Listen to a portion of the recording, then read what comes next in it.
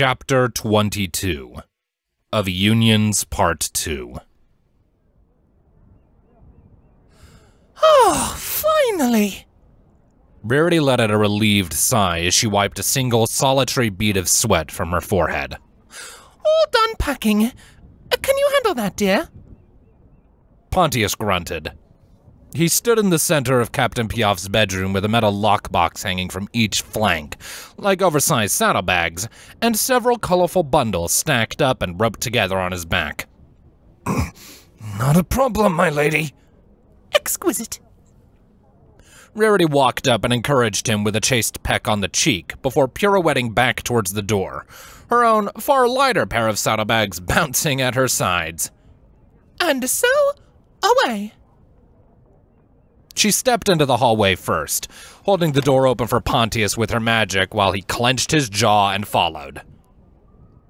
She took one last look at the room where she'd spent so many hours agonizing over the siege.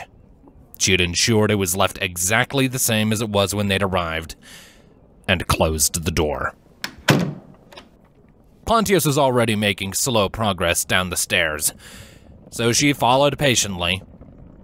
Pinky was recounting the story of the siege to Fluttershy in the common room, hooves flying with every dramatic turn while the Pegasus listened with an attentive smile and scratched idly at Brownie's tilted head. And I said fine! I'll take your bet! Pinky slammed a hoof against the table with mock fervor. If you win, you get my wheels, but if I win, you turn them into rockets! Oh goodness. Fluttershy glanced towards Rarity and Pontius with a welcoming smile. So, who won? I don't know. Pinky shrugged. It's kinda blank. And then I woke up snuggling with Piaf on a roof somewhere. Let me tell you, sister, this city is not built for wheelchair access. She giggled into a hoof before waving at the new arrivals. Hey, you two! Finally done packing? By Celestia, I hope so. Pontius wheezed. Oh, don't be so dramatic, Pontius, Rarity said, squeezing past him and opening the front door. Let's get going, girls. Whitehorn will be waiting at the docks, and I've had quite enough of Alta Lucia for now. They made for a strange procession as they filed out into the street, taking a moment to organize and make final checks as citizens with bags under their eyes and patches in their clothes bustled through their afternoons. Pontius led the way with Brownie, his broad shoulders supplemented with heavy luggage serving as an effective crowd breaker.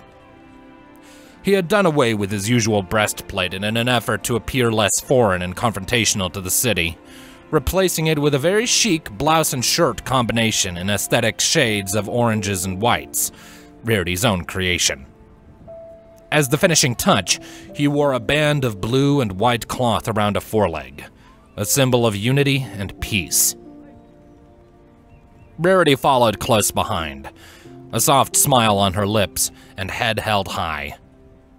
She didn't feel like standing out today. She'd had quite enough of being the center of Frieslander drama, and so she covered much of her distinctive white coat in a long turquoise jacket that hung low enough to conceal her cutie marks. She wore her mane in a ponytail hidden under a matching tricorn. Fluttershy and Pinky brought up the rear, walking to either side. Fluttershy wore only plain brown saddlebags and a drab green cloak, while Pinky wore a thin string around her barrel attached to a veritable fleet of balloons, tugging up on her rear enough that her wheels only occasionally touched the ground.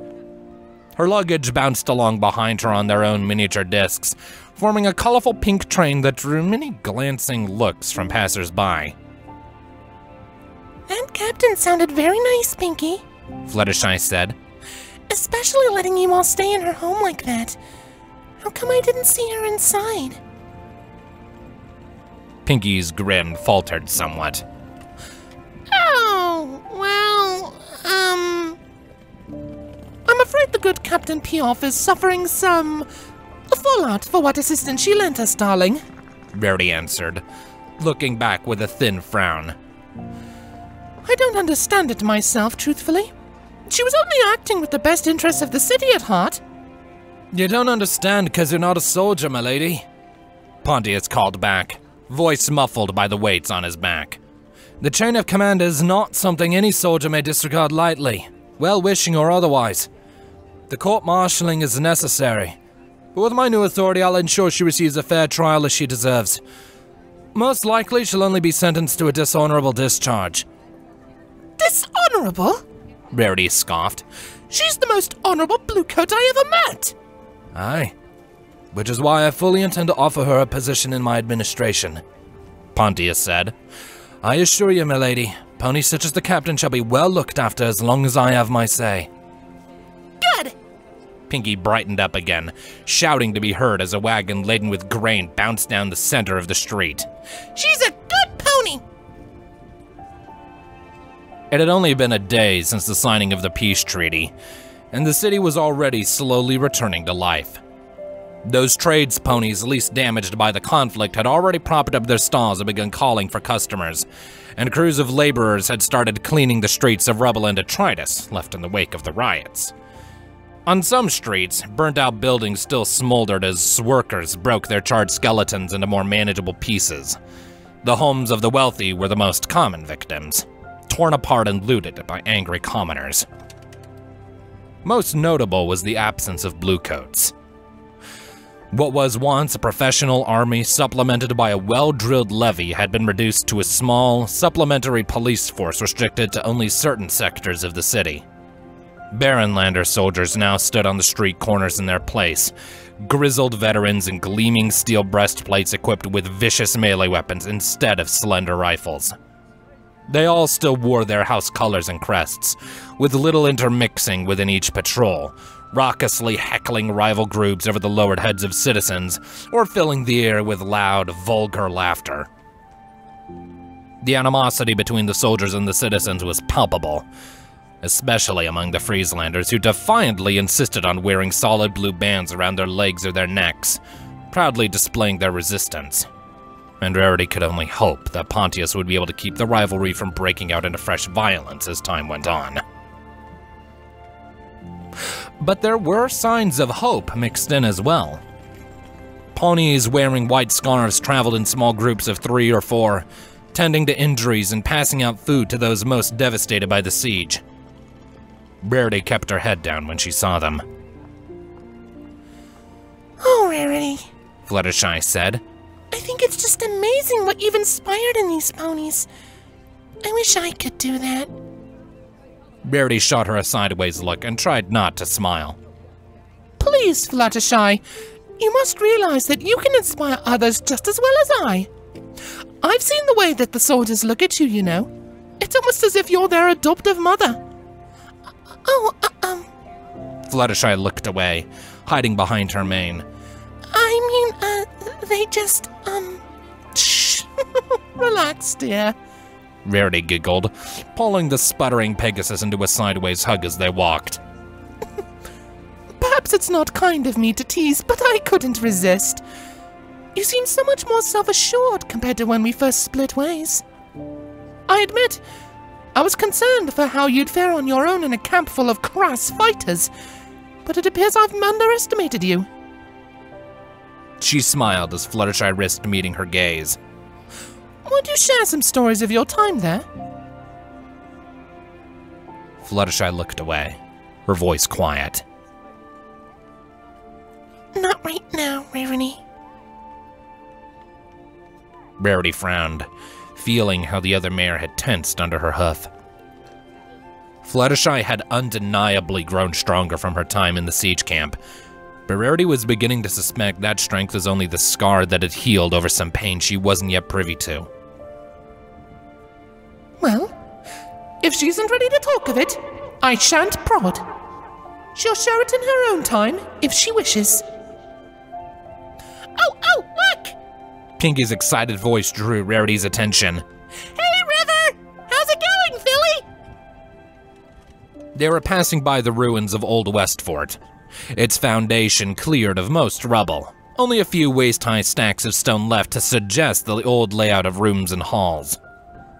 A half-dozen workers wearing white scarves were milling over it, erecting tents and clearing out more space, and all 6 of them looked up at Pinky's shrill greeting. At the head of the group stood Riverpie, her pastel pink cheeks flushed with the winter breeze. She wore a simple cloth vest to ward against the cold, and a long white scarf that hung past her knees. Pinky! River waved before hopping down to the street and closing in for a quick hug. I'd been expecting to see you today. What's all that mess behind you? You look like you're one of the trains the merchants from South talk about. Choo-choo! Pinky giggled. We're actually going to the docks to get on a ship. River's smile faltered. You're leaving already? But what about... She looked to the rest of the group, eyes widening as she recognized Rarity under her hat. Countess? I nearly didn't recognize you in that getup. Your stare, that was somewhat the idea, I'm afraid. Rarity said with a wan smile. River frowned and she rushed to clarify. Well, not for you, darling.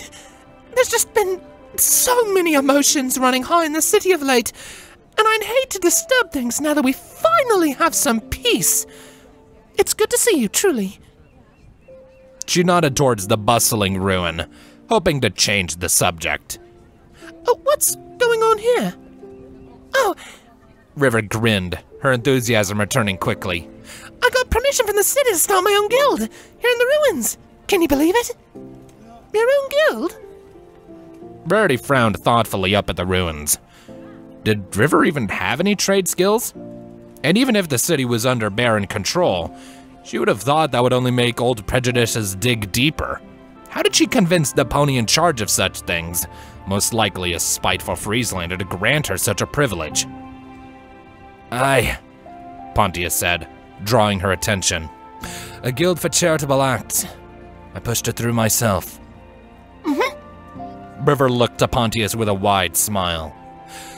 The ponies at the governor's house were turning me down, but Master Pontius overheard and came to my rescue. Rarity cocked her head as she took in the way River was looking at the young stallion. The slight downwards turn of her head and the little flare of her nostrils. Is she... And what is your guild called, out of curiosity? The White Scarves? River used a huff to wave the scarf wrapped around her neck. Like you like to wear? Oh, goodness! Rarity let out a little flustered laugh. A guild in her honor? She had been flattered when the protesters had first started wearing white accessories after her own fashion, and hadn't particularly minded seeing helpful ponies in the streets continuing the trend. But an actual organized entity? Ponies coming to this old ruin to sign up and help others, all guided by an old bandit? The one mare that had embraced the lessons of the past and given Rarity hope when she thought there was no way she could ever turn back the darkness that had corrupted the heart of Equestria? It was more than a little overwhelming. They hadn't even asked her permission. For a moment, she opened her mouth to politely ask River to stop or to change the name or symbology to something else, but the words never came. This is a good thing, she reminded herself. Even with everything lost, Equestria was still a big place, filled with hundreds of thousands of ponies, and she was just one fabulous mare. Even if she hadn't thought so initially, an organization dedicated to spreading and practicing old equestrian ideals could only do good, right? Surely she should be proud to have inspired such a thing. Fluttershy giggled behind her. She's very flattered, River. I'm Fluttershy, by the way, and this is Brownie. We're old friends of hers. Always fun to meet more of the Countess's friends, River said, extending a huff. Fluttershy shook it with a demure smile. So are all of you leaving the city then? I'll be staying. Pontius shifted his weight, causing the hefty load on his back to teeter dangerously. Just lending a hoof to help my lady with her luggage and see her off as I should. How kind of you. There was that smile again. And was she blushing, or was it just the frost gathering on her cheeks? I hope you don't mind if I accompany you. Of course not, Pinky said. The more the merrier. With their party strengthened by one, they continued west towards the dock. River fell in at the front of the group, talking with Pontius, who answered her questions politely but offered little in the way of conversation. The mare was persistent, though, her ears swiveled towards him and her eyes wide. And now Rarity was certain of it. River Pie had a crush on her husband. In a vague, distant way, Rarity was somewhat offended. She should be offended, shouldn't she? What right did another mare have to harbor such feelings for the stallion that was supposed to be sworn to her? It was disrespectful to her and dishonest. But, far more practically, it was relieving. Rarity had grown more affectionate towards Pontius since first meeting him, but she was by no means in love with him. She didn't think she could ever come to see him that way. She had been forced into the relationship, and yes, so had he. But that fact would hang over any potential future they had like a shadow, keeping her distant. He tried to make them work, perhaps based on stories from his father of arranged marriages that eventually turned to love, but Rarity knew more than anything that she would never be able to put the origins of their empty marriage behind them. And now here was this other mare, a mare whom Rarity considered a friend, who was younger than her and from the same culture as him, and she was about to leave the two of them in the same city together without her. A plan formed in her mind. River? River looked back with a start. Rarity beckoned her closer with a smile, and River slowed her pace to fall back to her side. Countess? Rarity affected a conspiratorial glance around the street before leaning in. River cocked her head before stepping closer. In a playful whisper, Rarity asked, Am I right in thinking you have an affection for my husband, darling? River stiffened, face paling. No, Countess, I swear, well, he's very kind and strong, and it's nice to have a Baronlander to talk to, and shh, you're fine. Rarity winked. I'm merely teasing. Oh. Oh. River laughed, doing a terrible job of hiding her anxiety. You're, very funny, Countess. Thank you, dear. But what I really wanted to talk to you about... She straightened up, returning to a normal speaking volume. Is who's going to take care of him during my absence? River blinked. She tried to keep the hope out of her voice, but not hard enough. I don't know what you mean, Countess. Rarity smiled. The bait had been set. Oh, you know how stallions are, I'm sure. Always getting themselves into trouble. Well, I won't be around to watch him for a fair while, and I need a mare I can trust to keep an eye on him while I'm gone. You can do that for me, can't you? A few seconds passed where River only stared. She yelped as Pinky bumped into her rear with a giggle, shaking her head and focusing back on Rarity's carefully measured smile. Her lips twitched up as if to return the smile, but then straightened out. No doubt she didn't want to seem too happy about the request, and she jerked her head in a firm nod. Countess, I won't let you down. Wonderful. Rarity didn't have to fake her happiness. River had fallen into her ploy without resistance. Having you around him will put my heart at ease. And here we are. The docks in Frieseland were always busy, but they'd been strained beyond their limit after the lifting of the siege. Villages and noble houses across Frieseland, cut off from the rest of Equestria with the only port on the island locked down and dedicated wholly to supporting the city, were sending trades ponies in flocks to acquire goods they couldn't make with undeveloped land dedicated to agriculture. At the same time, opportunistic foreign merchants who'd been waiting for this very moment were already flooding in to exploit the stressed economy before prices settled back to their norm. Every pier was taken, some with multiple ships, and crews were working overtime to get cargo unloaded and packed away on an ever-cycling sea of wagons. Dozens of ships loitered ahead like hungry vultures, blotting out the sun and coming dangerously close to colliding as they all raced to be chosen whenever one of the city's little tug skiffs floated up to choose the next in line. It was chaos. And if not for the sight of Whitehorn trotting gamely towards them with a thin-lipped smile, Rarity might have turned and given up right there. Countess, Pinky, Pontius, Fluttershy, and Miss Pie? Whitehorn dipped his head in greeting, speaking loudly to be heard over the commotion. I've already secured us transportation to Harvest, though I'm afraid we'll have to room in the cargo hold. Come now, quickly, before the Dockmaster grows impatient and shoos our captain away without us. Traveling in single file, and with no small amount of pushing, the party navigated the tumult of the crowd and finally arrived at their destination. A wide-bellied trade ship so thick it appeared almost spherical. Pontius let out a sigh of relief as he set Rarity's luggage down onto the pier, and a team of air ponies showed it up in short order to take it all aboard. Well, I suppose this is goodbye for now.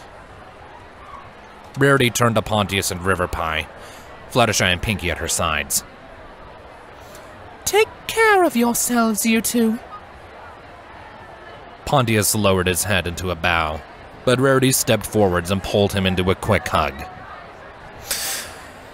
Whatever you do, darling, remember the ponies at the bottom, and don't let your father bully you around. He hesitated before returning the hug.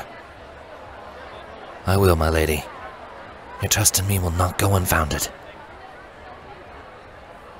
Releasing him, Rarity turned to River while Pinky and Fluttershy bid their farewells to Pontius. And do you remember what I asked of you, my sweet? He's all yours. River blushed as she hugged Rarity tightly. I'll take care of him, Countess. Just make sure you come back and take him off my hose before he gets too comfortable. She laughed, looking away. Once Pinky and Fluttershy had finished with their goodbyes, all three mares turned and crossed the narrow walkway bridging the gap to the ship. The captain, a busy mare sporting a fluttering green shoulder cape, greeted them briefly before handing them off to an air pony who showed them to their rooms. And by rooms, apparently, he meant little curtained-off sections of the cargo bay with stacked crates for walls and piled blankets for beds. Rarity sighed as she settled down onto her makeshift bedroll, packed into a cramped space along with Pinky, Fluttershy, and Brownie. They had all had busy mornings making final preparations for the departure and seeing to the formal signing of the peace, and at that moment, she wanted nothing more than to rest her head without having to worry about if someone might die if she relaxed too much. She was glad to put Frieseland behind her. No doubt Whitehorn would have cost her within a few hours to begin planning out their arrival on Harvest and the inner workings of the Equestrian Parliament. But for now, at least for this short time, she could close her eyes as a pony instead of a politician. She settled in with a contented hum, letting the rhythmic lurching of the deck beneath rock her to sleep.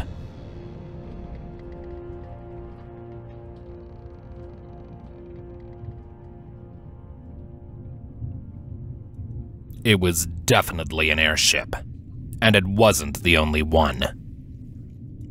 Twilight at midnight floated silently just under the surface as Scylla dozed on the bottom of their magic air bubble.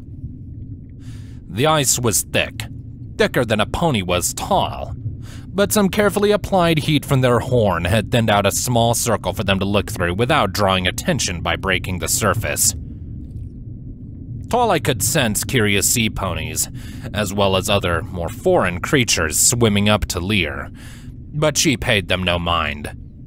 A single growl from Midnight was all it took to send them away.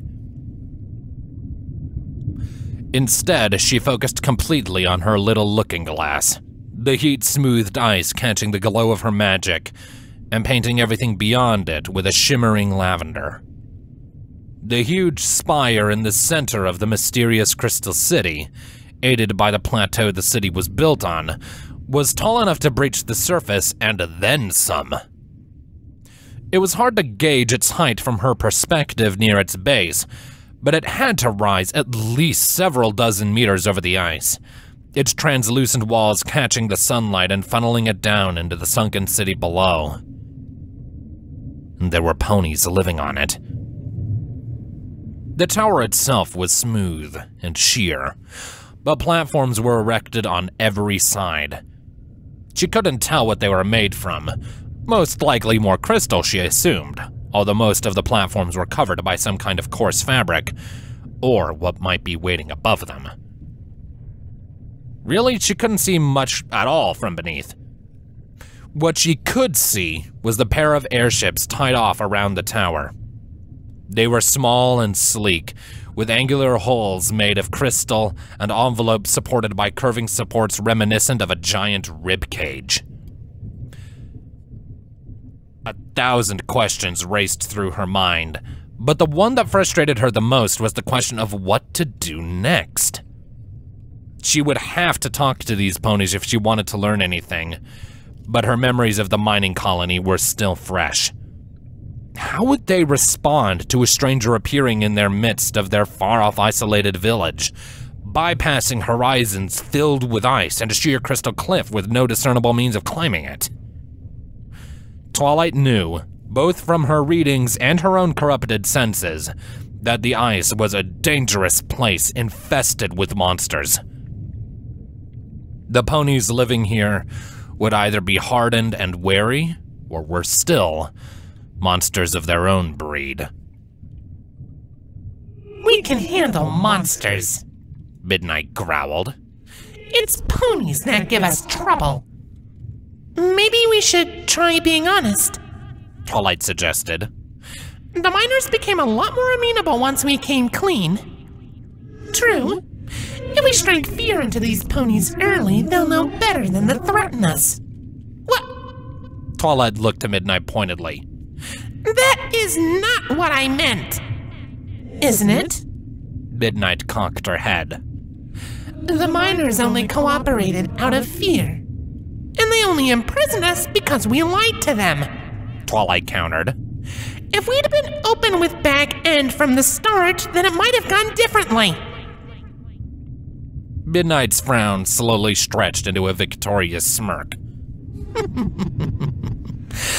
If you recall, Little Flower, I had wanted to approach him openly. It was you that insisted on hiding our true nature. Twilight looked away with a frustrated huff. It doesn't matter. We'll talk to them openly and just hope they aren't hostile. Wait. Her eyes shot wide open as she saw movement along the edge of her little looking glass. Is that? Ah, excellent. Midnight appeared on top of the ice, craning her neck up to watch the Argo as it came fully into view. Our underlings have arrived. They're my friends, Twilight corrected harshly. not underlings. Midnight glanced back, cocking her head with a mischievous smile. Surely they are our friends, Twilight. Twilight pursed her lips. That's not up to me. Helpful, as always. Magic began to pool in Twilight's horn, slithering into the familiar form of a teleportation spell. Shall we? Twilight's pulse quickened. What if her friends didn't accept her how she was? What if she arrived on the Argo only to find that they'd been hurt or killed in their attempts to follow her here as she asked? Or if they had a trap waiting and tried to capture her in some misguided attempt to cure her. Would she be able to stop Midnight from fighting back and hurting them again? And if they had somehow found some cure and she was able to control her dark passenger, would she let them use it? Midnight! Midnight grinned down at her as she cast the teleportation, cutting off Twilight's last moment attempt to stop her and put together some kind of plan first. Twilight's heart dropped as the distant airship disappeared in a flash of lavender, and she suddenly found herself in the cargo bay, eyes wide, hooves shaking, and breath coming in quick gasps. Midnight! Yes? Midnight cast her eyes around the airship with a casual smirk. It looked different in our memories. Twilight turned a quick circle. Princess Luna's cot was missing from its former place against the far wall, and Rainbow's cloud room near the ceiling had been expanded and reinforced with more rigid lines. The ticking and hissing of the hull was overwhelmingly loud compared to the quiet rumble of the ocean floor, and she pinned her ears back and reached out with a hoof, grabbing Scylla and holding her close as the crystal spider chittered curiously. Really? You reached for it? Shut up! Twilight snapped. Sweet Celestia, she could barely think over the incessant ticking and the rush of her blood in her ears. She rounded on Midnight and jabbed a hoof into her icy cold chest. I wasn't ready and you knew it! What did she do now? Had anyone heard them teleport in? Maybe she could hide somewhere or teleport back out. Anything to give her time to come up with a plan. This is too important for her to go in without thinking it through first. She needed to make notes, an outline, chart out conversation paths, and... Twilight? Midnight's voice had an unusual softness to it. And Twilight blinked as she suddenly found her doppelganger's hooves wrapping around her shoulders. Instead of the icy frost she had been expecting, the contact filled her with an ethereal, pleasant chill, and she found herself leaning in without thinking. Calm down. If I let you start trying to plan this, you would never stop. Focus.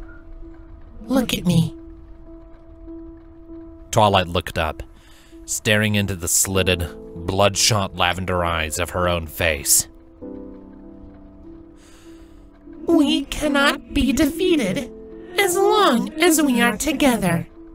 And no ill shall befall us as long as I am still here. No matter what. But my friends...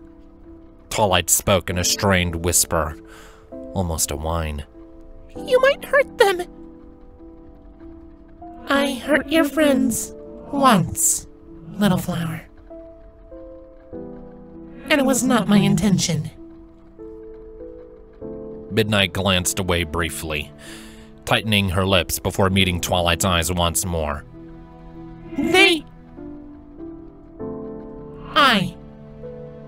I was distracted. We were scared and angry, and I acted without thought.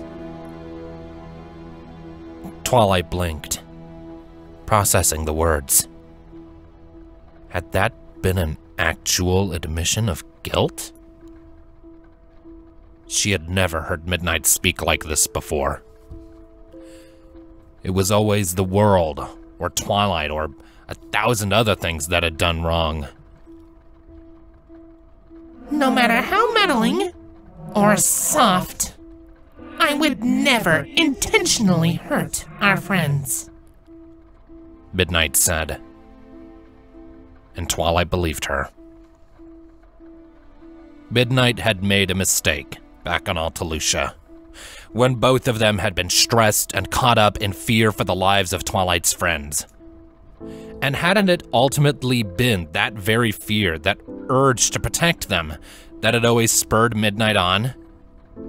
When she had taken over on Gava's ship, or when she had assumed control during the fight with Philomena, it had always been with the lives of Twilight's friends at stake. Any malice, or hatred, or bloodthirst had always been directed at the ones who endangered them. Was it right for her to continue holding Midnight accountable for a single rash mistake, even as terrible as it had been? Didn't everyone deserve a second chance to redeem themselves?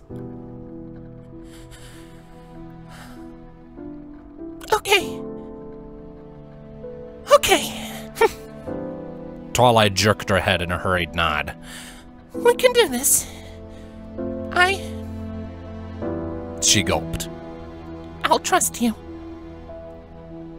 Midnight smiled, revealing a mouth lined with sharp fangs. Somehow, Twilight found herself tentatively smiling back. That's all I ask, Twilight. Twilight? Twilight stiffened. Her blood ran cold. Slowly, she turned around.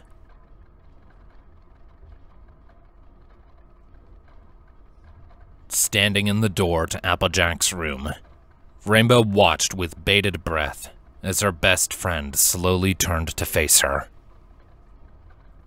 Twilight looked as if she'd just spent a month trekking through the Everfree. Her coat was matted and stained with dark colors that Rainbow didn't want to think about, and her cheeks were outlined in faded red trails. The tinny smell of dried blood was palpable even from across the cargo hold, triggering a flighty prey response that made Rainbow's wings twitch. And her eyes. The strange slitted pupils had haunted Rainbow's memories ever since Kennerlot, but that didn't stop them from holding her frozen in their reptilian gaze. Movement caught Rainbow's attention, and she glanced down to see the pony-sized spider cradled between Twilight's hooves, its blue crystal body tarnished by swirling streaks of purple and red. It clicked its jaw at her in greeting. And there was Twilight, gaping back at her with her fangs on full display. Rainbow gulped. Slowly, she forced her wings back against her sides and took a step forward. Twilight? Are you okay? Twilight let out a choked laugh. Her lips drew back into a nervous smile as she absently pet the crystal spider with a hoof. You have no idea how nice it is to hear your voice, Rainbow. Rainbow grinned. The sound of the unicorn's relieved voice washed over her like magic, dispelling all her reservations. She rushed forwards, hooves outstretched, and tackled Twilight to the ground in a full-bodied hug. Twilight! Twilight laughed again, harder this time, and returned the hug. Rainbow! Her hooves were strangely cold against Rainbow's back, but the odd observation was the last thing on her mind as she arrayed her voice in an excited shout. Applejack, come on! Twilight's back! There was a dull thud from Applejack's room, and scantly a second later the cowpony came stumbling out past the curtain, one hoof adjusting her hat on her head. Huh? Twilight? She blinked, groggy green eyes suddenly brightening. Twilight! Soon, all three mares were wrapped in each other's hooves, giggling and crying and mumbling each other's names, while the discarded crystal spider paced around the periphery, chittering in excitement. Even if she smelled like blood and her fur was coarse against Rainbow's belly, Twilight was finally back in her life. In that moment, all the waiting and anxiety was forgotten, driven out by an overwhelming wave of relief.